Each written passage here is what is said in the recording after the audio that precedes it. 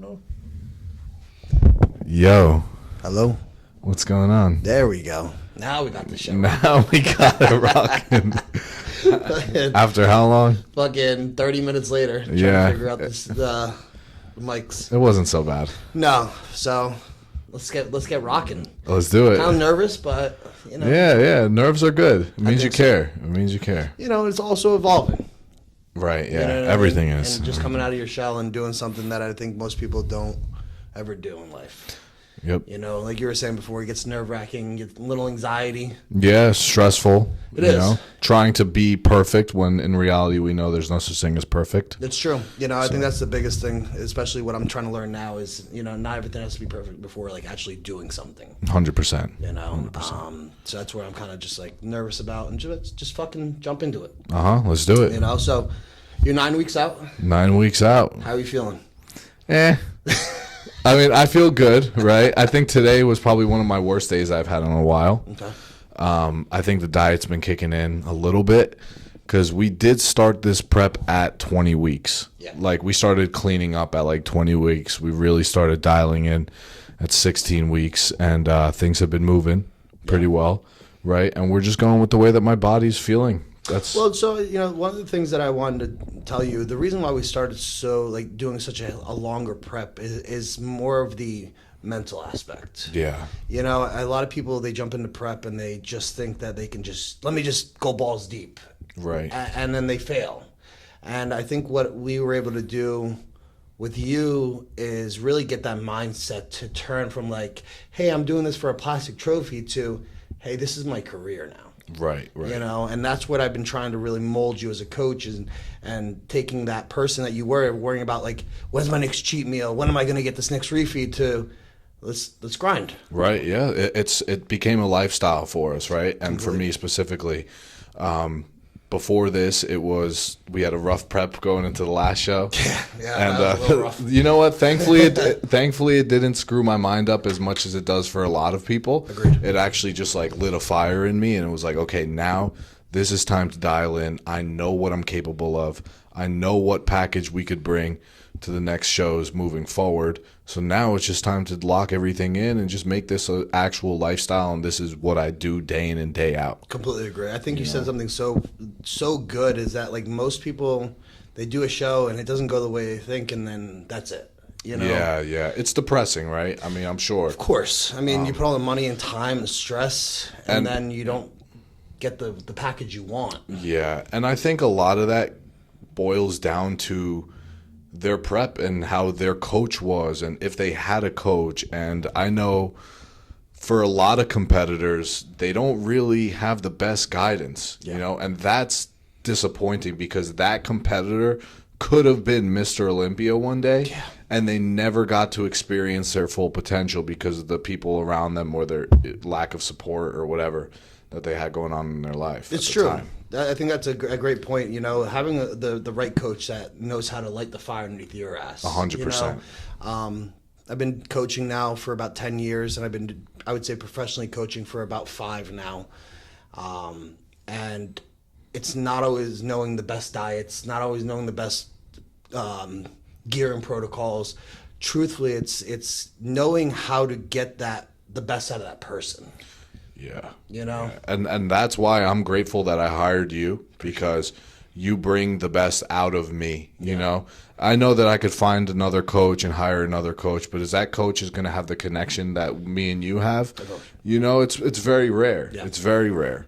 So that's a big key factor is the client to coach relationship, you know? And like we spoke about the other day, like, you're my friend, but you're also my coach as well, and I still view you as my coach, because if you were just my friend, I probably wouldn't listen to you. You know how many friends that I coach and they don't listen to me, and I'm just like, dude, I'm going to start charging you so you could maybe listen to what I'm telling you.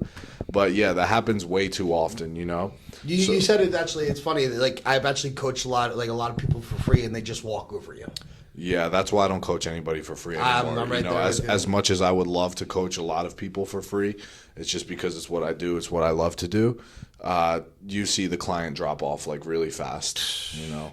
I learned that a long time ago with my brother. Actually, I used to pay for his jiu-jitsu, and I was making good money. I was welding at the time, and it was $250 a month, and for 6 months I paid for him to go. He was a great wrestler, so I figured this could be a good transition, and he never went once. And then as soon as he asked me, he goes, "Hey Tom, like, can I come jiu-jitsu?" I go, "No, you don't have a membership." He goes, "What happened?" And I go, "You haven't went for 6 months. I was paying $250 a month."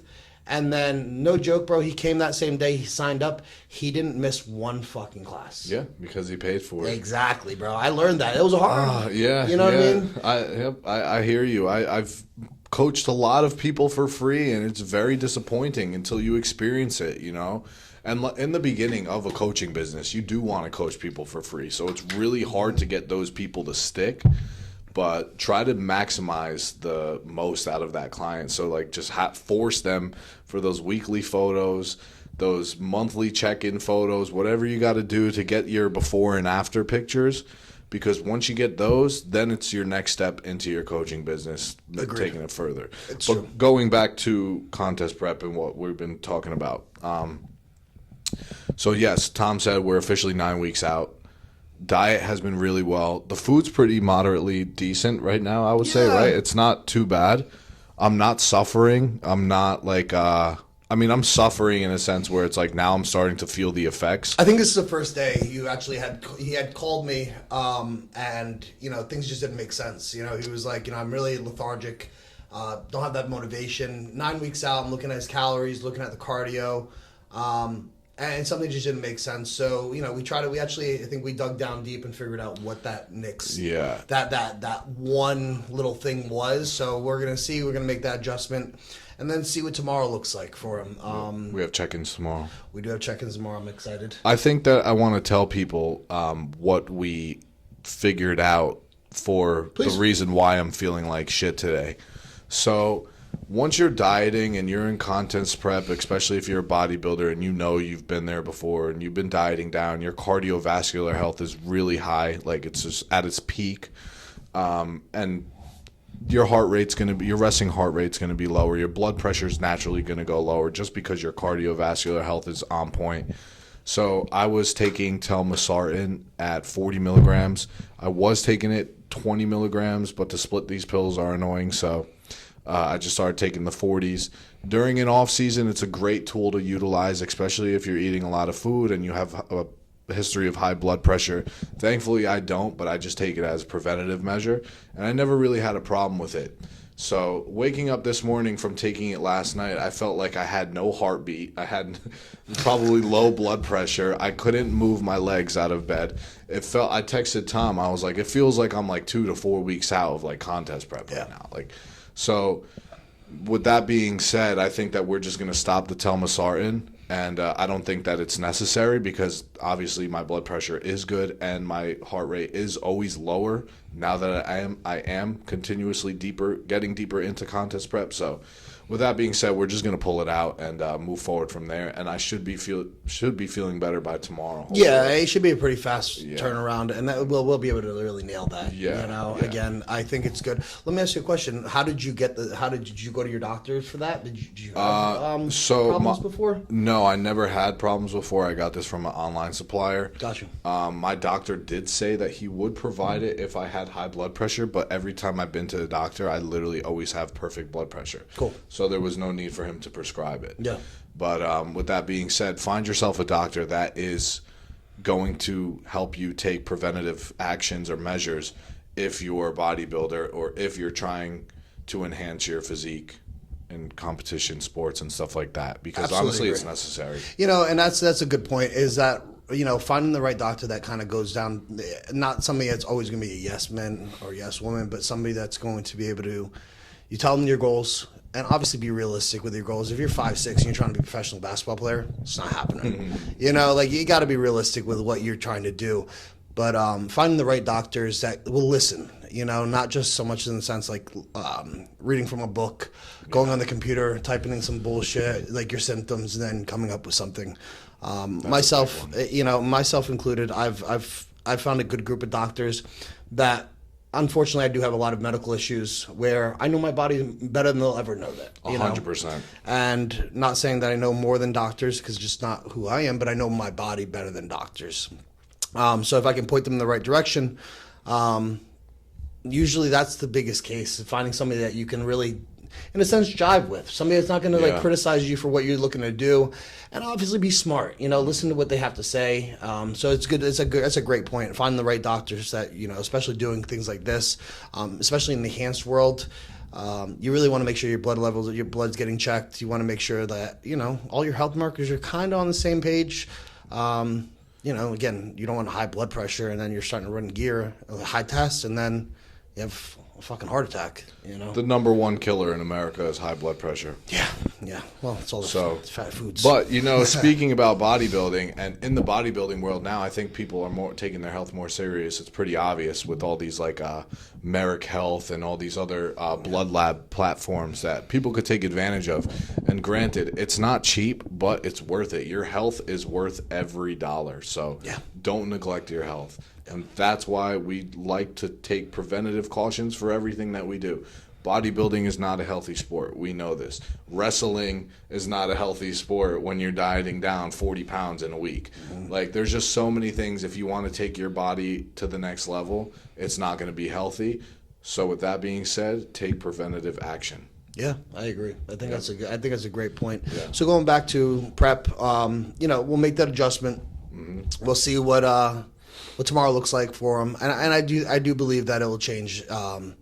It'll change the way you feel. I should be feeling better, hopefully, because I got important things to do tomorrow and moving forward. So we're not going to release that just yet, but that will be coming soon. Awesome. So I'll keep you guys updated on the next podcast that we talk about moving forward for that stuff. Yeah, I think that's going to be exciting too, my man. I'm excited to see your journey in that as well. Thank you. And that's one thing about prep that's nice, is that prep will definitely get you motivated to do a bunch of other things. Yeah, it'll definitely take you out of your comfort zone if you let it, right? Yeah. You don't want to be that stubborn, annoyed bodybuilder that's that stereotypical douchebag, like, oh, I'm in prep, this and that. Granted, probably in like 4 weeks, 6 weeks, don't talk to me. Like, don't bother me at the gym or at work or something like that. Like, I do get a little bit agitated, but that's normal. But honestly, what makes a better person is acknowledging those things and just not being that shitty asshole person or the shitty partner or rude to your family members just because you're in prep, because you're just making it miserable for you, you're making it miserable for everybody around you, and you're going to lose those relationships. So like, this prep specifically is more important for me than any one that I've done in the past, because it's like, now I feel like I am growing into the sport and I'm becoming more of an adult. And it's like, I need to take full responsibility for all of my actions, and I need to go about this in a mature way as best as I can. And I think that's one of the things that I love watching, actually. Picking you up as a client, when we first started prep, to the person you are now, it's pretty inspiring, realistically, man. I don't know if you've actually sat back and realized how much you've actually accomplished. Not just so much in the sense of like physical, yes, but like more mental than anything else. I thank you, because I can agree. Obviously most days you don't feel like you're achieving that much, right? Like, as days go on, but then when you look back as a whole and you're like, wow, I've actually came a way longer, right? I've overcome so many obstacles, right? Like, mentally, that's what I was trying to get at. Absolutely. I've overcame so many mental obstacles where it's like, okay, we're starting to see some improvements mentally, and I'm starting to become more mature. Yeah. So let me ask you another question. Thank you. Yeah. So I just got done coaching one of my clients, Mike. He was super heavyweight. Did amazing. So what we've been doing at my shop is posing every Tuesday. Do you feel like that actually helped watch his transformation to be able to, get to this mindset now? Oh, 100%. You guys will probably meet Mike one day. Yeah. But just Mike. We call him IG-less Mike. Yeah, IG-less Mike. Which is the best thing, honestly. If you can stay off of social media while doing any of this shit, it's going to be your best case scenario. And I know it's hard, especially being not even young, but just somebody that's trying to be out there in the public eye. Not to sound like a douchebag or anything, but a lot of people just don't have anything to really show, and they're trying to show something they don't have until they can actually go into the layer and put that time and effort in to show something. Because I mean, I will say, you know, the bad thing about Instagram is the comparison. You know, you compare yourself to everybody. You don't know what people's genetics are. You don't know what gear they're on. You don't know what diet they're on. You don't know how hard they're training. And it's one of those things like, well, what about me? What about me? And it's like, yeah, but did you do that 3-hour session with drop sets and then prone to failure, and then also had that intra drink with the creatine? You know what I mean? Like, yeah, they're not seeing the behind. They're not seeing the behind you know? the scenes of what actually goes into it, right? And and so that's why social media could be rarely just like a mind fuck, especially for bodybuilders, right? Because it's all about like there is some ego involved. Let's be real. It's absolutely. all physical. This is like a physical body, and it's like, oh, I look better than you. You look better than me. This and that. It's like, what does this guy have that I doesn't have? And there's nothing wrong with that. Like, this is part of the sport. It's the competitive nature of the sport. But going back to what you said about the posing and Big Mike, like, Big Mike is just, like, he's a great guy, and he's just so, the way that he handles business is really inspiring, you know? I couldn't agree more. And just going with those posing sessions with him and then seeing him transform throughout the weeks, that's like, wow, like, this is real. Like, this shit is real. And and I think posing every week at the shop with you and Big Mike and just going through the rounds and rounds and pushing each other, that is going to take a physique to the next level for sure, especially in terms of conditioning and posing conditioning.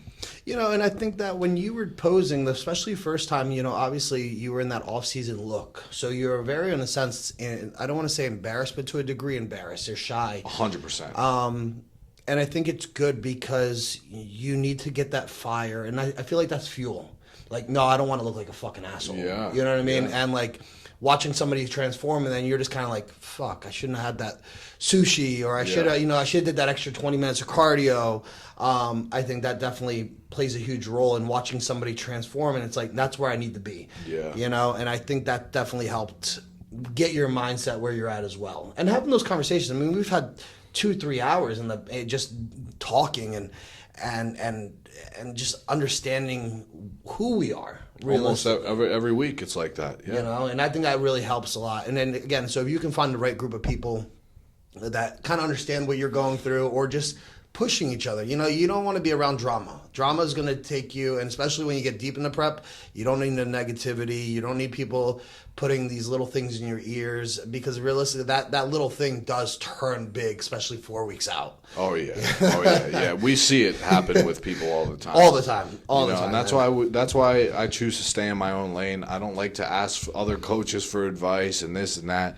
That is such a popular topic of discussion in the bodybuilding world. Is clients and bodybuilders are always reaching out to other coaches while they have a coach for advice. Yeah. I think that's the most mentally taxing thing that you could do as a bodybuilder, because 1000%. you're getting pulled left and right and this and that, and this guy's saying one thing, my coach is saying the other thing, I'm feeling one way, this guy's telling me to do this. Yeah, man. That is just a toxic cycle, and I can guarantee you will fail as a bodybuilder if you continue to do that. I think that's a great point.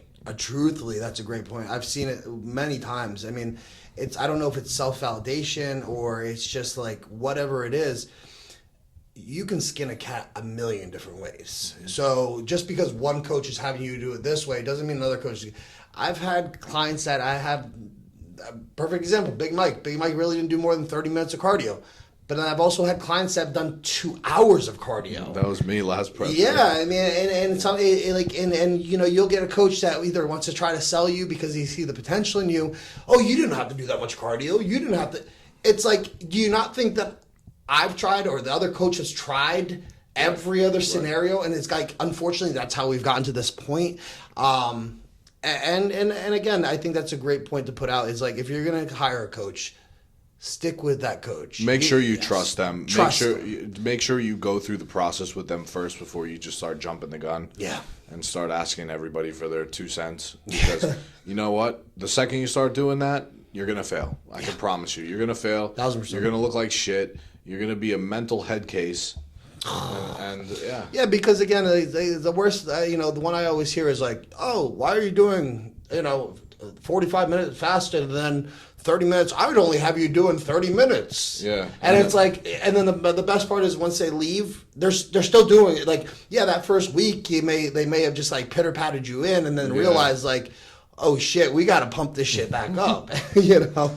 And then they realize that they made a switch for nothing. Literally. And then it's just like, so again, if you're going to hire a coach, stick with that coach and trust that coach, you know, because that's really going to be your best friend in this, you know, because nobody else is really going to understand what you're really going through besides that coach. You know, you may have a couple other clients. I'm blessed enough to have a lot of clients that are good friends of mine, so I can really dig into deep with like what prep looks like, how they're feeling. That's why like when Tommaso came into this morning, I was like, something's off here, bro, because this doesn't seem like, with everything we're doing, something's not lining up. So when he actually told me about the Valsar, and I was like, okay, let's take that away, and let's just see what tomorrow looks like. And if tomorrow we still have the same issue, then I got to figure, as a coach, have to figure something else out and have that conversation of like, okay, maybe it's this dieting, maybe it's this compound, maybe it's, you know, and start to singly pull stuff away until we can get back to a normal feeling, especially being 9 weeks out. 4 weeks out, you're going to feel like dog shit. That's just a reality. It really is just a reality. Yeah, and we already discussed things that could be potentially causing this issue of my low energy, but like I said, we're gonna figure it out. Yeah, but you know what, bro? You got to the gym today, which I'm happy for. You know, I know you were gonna take a rest day today, and I think that like after having like especially got refeed meals, there was no reason to be sitting down as when you have all that calories you could be using. Right. Yeah, I mean, with the amount of calories that we ate yesterday, it was like 4,500. I should have woke up energized today. You should have woke up like a fucking energized bunny. Yeah. Instead, I was waking up and I couldn't even move my legs out of bed. I was like, oh yeah. Those text messages were pretty brutal this morning. I was like, something's off here, Tom. I think you need to call me. Yeah, that was the truth. I was like, shit, let me go do my stuff and I'll call this motherfucker. And that's what's great about having a good coach as well, is somebody that is responsive to you when you're in prep and you're feeling those things, because they need to get addressed right away. So if I ever have a client in prep and they are having some concerns like that, they are pushed to the top of my priority list no matter what. Like, everybody else can wait, but if somebody's feeling like shit, that's a real problem that needs to get addressed ASAP. And you know what? I've had big name bodybuilders as coaches, and the unfortunate part is they don't get back to me in the timely manner. And listen, I'm not looking to get that first hour or 2 hours, but I'm looking throughout the day for that text message back.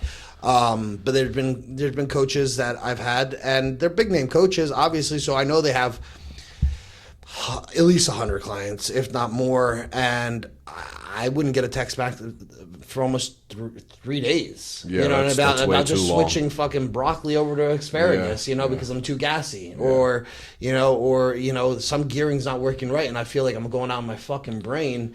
And you don't want to be sitting there like that, So again, I think that finding either like a local coach or not so much of a big name coach, because a lot of these big name coaches, they have so many clients that you're on and if you're not a genetic freak, they don't really give a fuck. That's a great tip, what you just said, to find, if you're starting out bodybuilding, I think it's really important to find a local coach that you could trust more than a big name coach, because one, you're going to pay big money for a big name coach, and I could guarantee you they're not coaching you, they have their staff coaching you. Yeah. And then if you're trying to get a response out of them, like you said, it could be up to 3 days. Like, imagine I'm dying, I feel like shit. Like, and if you're a bodybuilder and you have that mindset, you're just gonna keep rocking and rocking and rocking. Like, you're not gonna fucking you're rocking it out, bro. You're gonna keep rocking it out, and that could not be good as well. Yeah, because you don't really know what's going on. And again, that's why I think it's good to, like, if you're gonna start this, try to find some local coach that can either see you, or you can have that phone call where you can say, hey man, can I jump on the phone for you 10 minutes? I'm not saying every time you got to check in, you got to jump on the phone, but if something big does like that happen, your health is everything. And in this game, we do play some risky games in a sense. I'm not saying everything's risky, but you don't know what somebody's genetics is until you throw a certain compound at them, and next thing you know, they're fucking sitting on the floor. We don't want that. We don't want that. We don't want that. But yeah, so it's cool.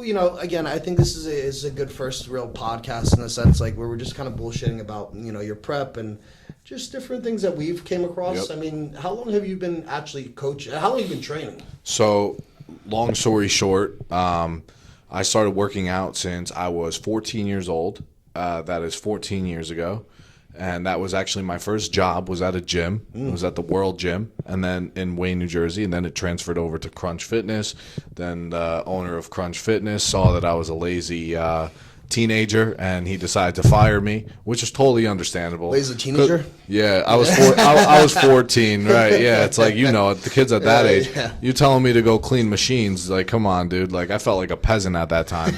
And I would still feel like somewhat of a peasant, unfortunately. Like, somebody telling me to clean machines, like, I mean, that's a rough job, but I give credit to everybody that does it. But, I thought a little bit higher of myself at that time in my life. And granted, I didn't have shit, so at that point, I should have been fucking on my hands and knees, sweeping the floor and scrubbing.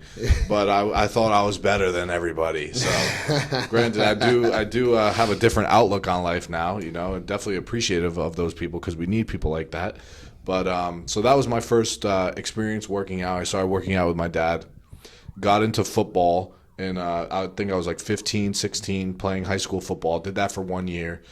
Started lifting then as well. Then I started smoking weed, so I was on and off with the lifting, and I just started hanging around the wrong group of people. Bro, I seen that picture that you posted when you were younger. I was like, look at this motherfucker. that picture? Like, this guy over here. Yeah, that selfie. It was like that Instagram selfie. Yeah. Yeah, that. I was like, wow, look at this fuckboy. That was the first time I took LSD. Damn, Yeah, really? Wow, yeah. That was a picture of that, huh? Senior year of high school. Yeah, Attaboy. I was in my summer. Wow, you actually caught that whole action. Yeah, I was tripping. Yeah. I was like, Yeah. I look funny.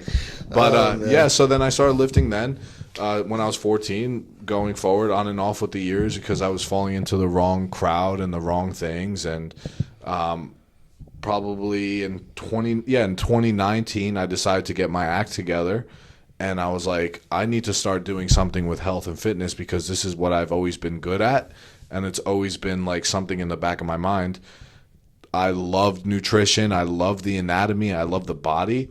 And I remember growing up, my mom was like, oh, you would be a great like Calvin Klein model, this and that. So like all those things just played in my head over and over again. And I was like, let me start utilizing something like the skills that I have and make like a lifestyle out of it. So that's when I started getting back into bodybuilding and weight training was 2019, like officially. And then COVID hit. So that was pretty shitty in 2020. The first 2 weeks of COVID, I drank every day. It was rosé, the alcohol, the wine, drank every day for 2 weeks straight and smoked a lot of weed. Right after those 2 weeks hit, I was like, this is fucking horrible. I was like, this is not the lifestyle that I want to be living at all. So this is the complete opposite of what I'm doing, of what I want to do. So I stopped everything, went cold turkey with the liquor, and then obviously the weed I tapered off because I was definitely addicted to weed. We could get into that on another podcast. But then that's what really started my weightlifting journey and bodybuilding journey was just like it was always in me since I was a kid. And now we're here today. And now we're just stepping on bodybuilding stages and trying to crush life. Yeah. That's it. No, that's good, man. It's honestly, you can see it's definitely progression for you. Oh, yeah. You know? Shit, man. That's I have awesome. pictures of me, like, I would say in high school, even like in college, like just like at the gym, like I had like some type of frame, right? Like I was always like a bigger frame guy. But you'll see pictures of me back in the day, like fucking making sandwiches with my tank tops and stuff. Like I thought I was jacked with my bodybuilding.com t-shirts. I thought I was jacked back then. Yeah. You know, it's funny. I started bodybuilding. I'd say right when I was like 17, like 16, 17. I'm 37 now. Shit. Yeah, that's good. That's a long time. Yeah, it's been a minute. That's why. So I was brought up in the old school. I was brought into like you don't clean your fucking weights. They're grabbing you by the back of the neck, putting you and like literally like a fucking dog in its own piss. Like